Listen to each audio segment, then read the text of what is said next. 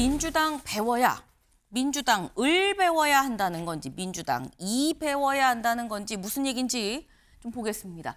당권 싸움 터진 야당, 김문수, 윤겨냥 매우 부적절한 수단을 썼다라고 얘기를 했다라는 거죠. 어제 국민의힘 선대위 해단식이 있었습니다. 여기에서 김문수 후보 직접 나와서 이렇게 얘기를 했다는데 직접 들어보시죠. 우선 국민 여러분들께 또 우리 당원 동지 여러분들께 큰 절로 사죄의 절을 올리겠습니다.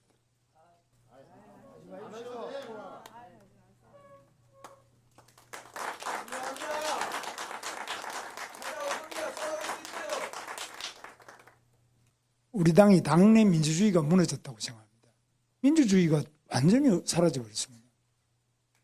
삼척동자가 보더라도 말이 안 되는 방식으로 우리가 공직 후보를 뽑지 않았는지, 이게 당이 과연 민주주의가 살아있는 당이냐, 민주주의는 아직 숨을 못 쉬는 당이냐, 이런 점에서 깊은 성찰과 개혁이 필요하다고 저는 생각합니다.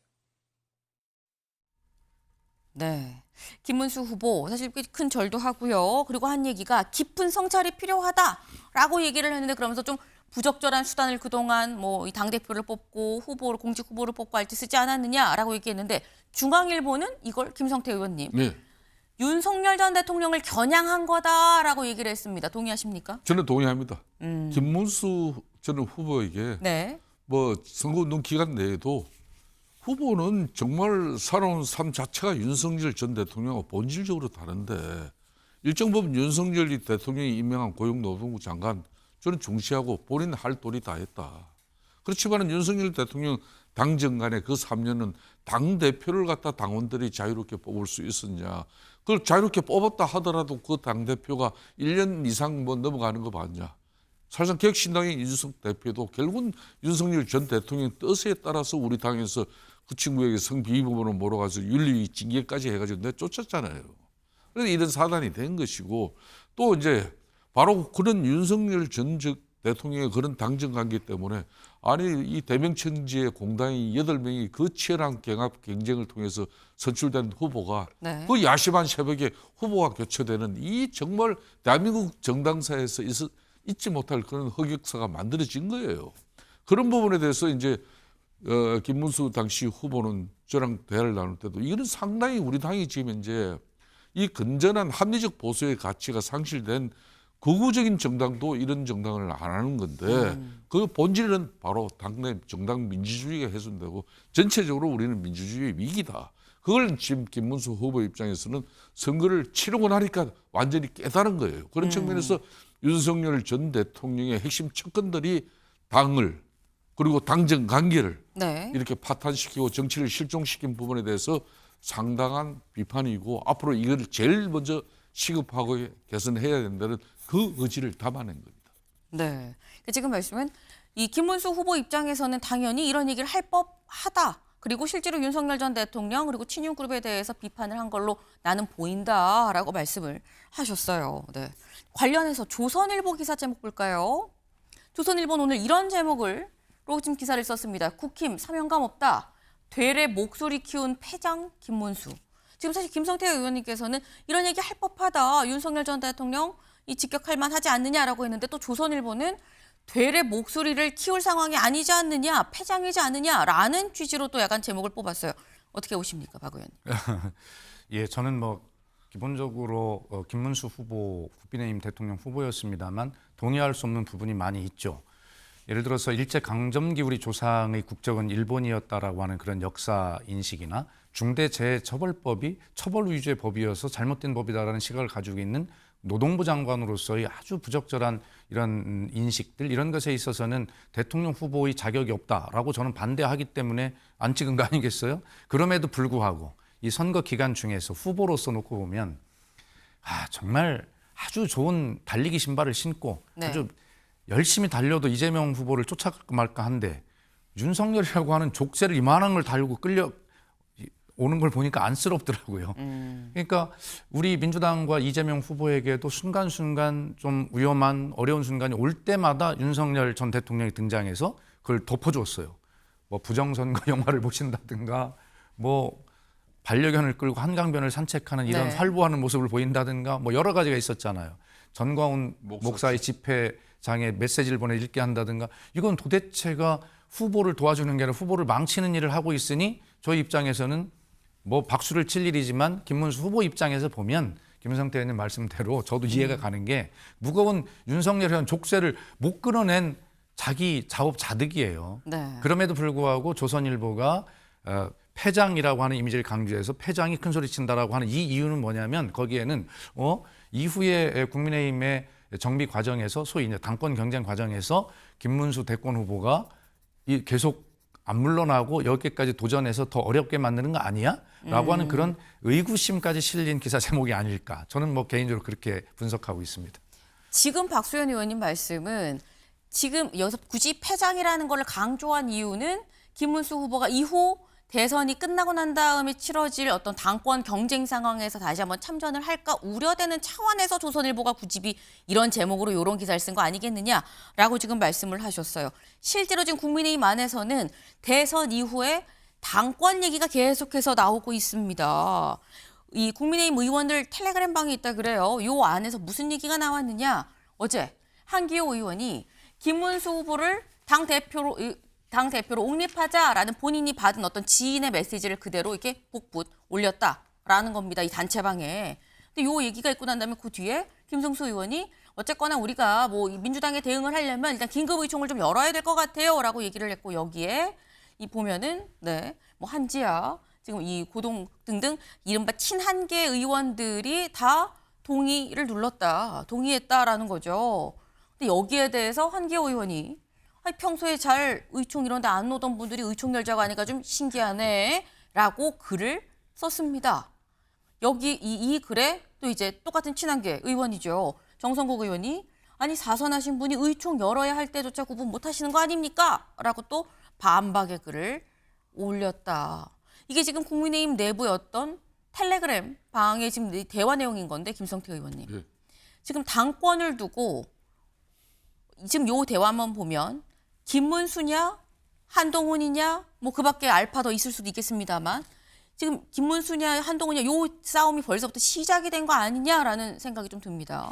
뭐 충분하게 좀 전에 박성인 의원께서도 뭐 네. 잘 짚을 거 다 짚었어요. 맞아요. 이게 당권 경쟁으로 가는 어떤 서막이지 않겠나 이렇게 보는 시각이 있고 그게 당내 그런 뭐 현실적으로 또 그런 또 분위기 움직임도 있는 건 사실이에요. 그렇지만은 저는 근본적으로 작년 12.3 비상계엄의 그 오판을 통해 가지고 비상대권으로서 국정을 갖다가 수습하려고 했던 그런 윤석열 전 대통령이 4월 4일 날 헌재 파면 결정이 내리고 난 이후에 우리의 비대위 체제는 그 부분에 대한 명확한 전련을 통해서 또 윤석열 측근의 호가 호위 세력들이 책임질 사람이 있다면은 정치 도의적 책임은 우리 당이 져야 되기 때문에 네. 그런 자정 노력으로 당을 변화시켜 나가는 모습을 가지고 치열한 당내 후보 경선을 치르고 한덕수를 위한 어떤 당내 경쟁 이런 잘못된 대선 전략이 없었다면은 지금보다 훨씬 나을 수도 있었어요. 그렇지만은 이 대선에 이런 절대적인 패배를 하고 난 이후도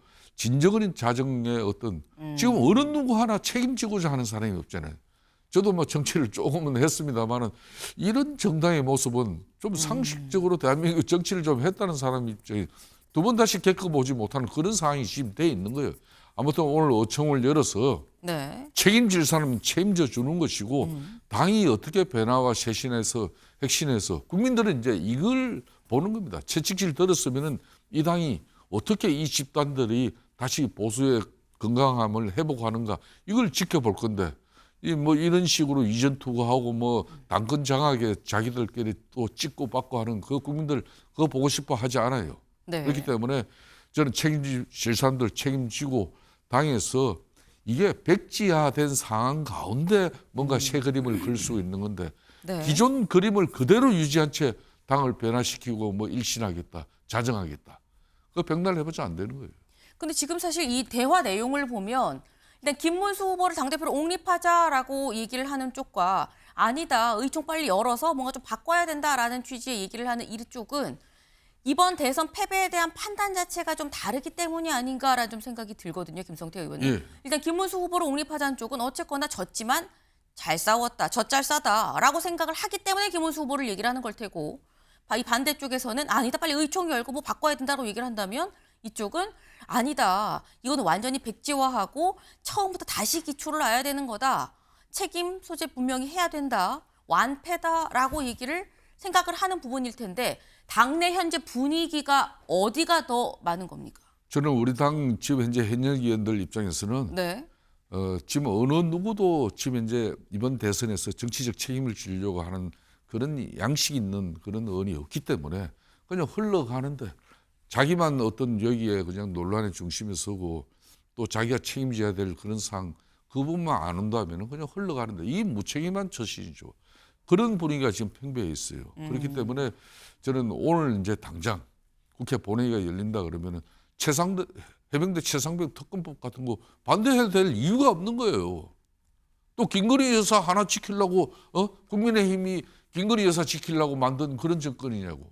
잘못된 게 있다면 국민들에게 명명백백하게 의혹을 그걸 풀어나갈 수 있는 특검 왜 못 받았냐 이거. 3년 내 김건희 여사 지키려고 결국은 이 합리적 보수 정당이 그냥 극우 정당과 비슷하게 해가지고 이 모양이 이 꼴이 된 건데 그런 측면에서 저는 지금 현재 당권 주자들 한마디로 윤석열 전 대통령하고 명확한 전련 의지가 없는 사람들은 앞으로 우리 당의 핵심 변화에 새로운 당을 세우는데 절대 나서서는 안 된다고 봐요. 그런 각오와 그런 어떤 자신의 마음가짐이 정리되고 난 이후에 한국을 탓해 자기가 그 역할을 할 수 있을 건지 고민해야 되는 것이지 뭐 지금 쉽게 누구를 옹립하고 누구는 안 된다 이런 식으로 가면 안 된다는 거죠. 네. 지금 말씀을 들어보니까 일단 내부 분위기가 어디가 더 많을까요? 여쭤봤었는데 젖잘싸고 아니면 완패니까 새롭게 시작해야 된다 하고 이런 부분 자체가 다들 눈치 보면서 명확하게 입장을 표명하지 않고 있다라는 취지로 말씀을 하시는 것 같아요. 근데 지금 보시는 저 모습, 김민석 국무총리 이 후보자가 현재 첫 출근을 했습니다. 일단 청문회 준비를 하기 위해서 청문회 준비하는 사무실이 있는 현재 이 통이동 금감원 교육연수원으로 현재 첫 출근을 한 모습인데요. 오늘 첫 출근해서 기자들이 좀 이것저것 물어보지 않겠나 싶습니다. 어떤 얘기할지 같이 좀 들어보시죠. 올려놨습니다. 생방송 라이브 올려놨습니다.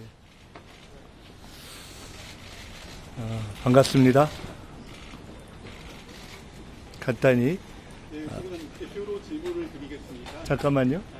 질문하시기 전에 잠깐 한 말씀 드릴게요.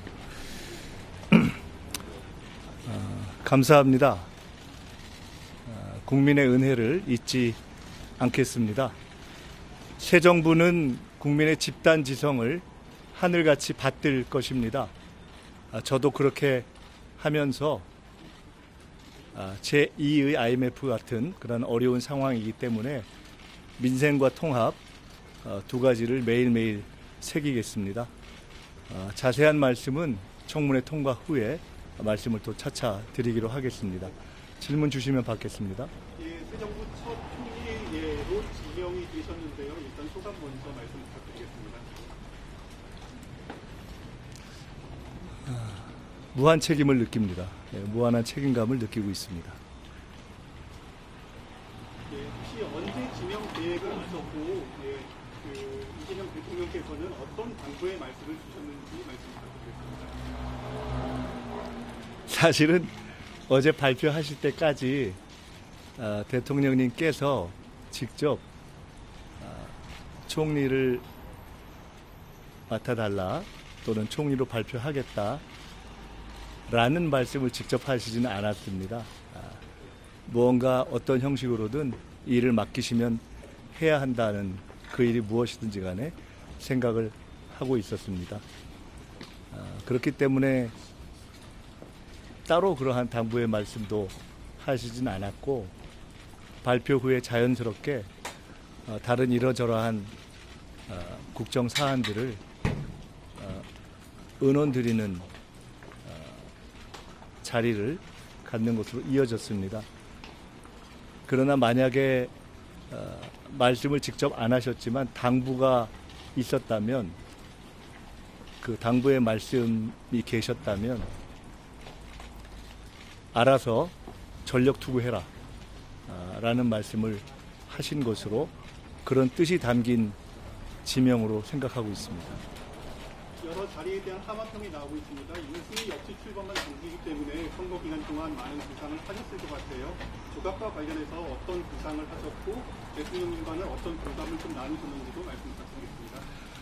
대통령님께서 이미 선거 기간 동안에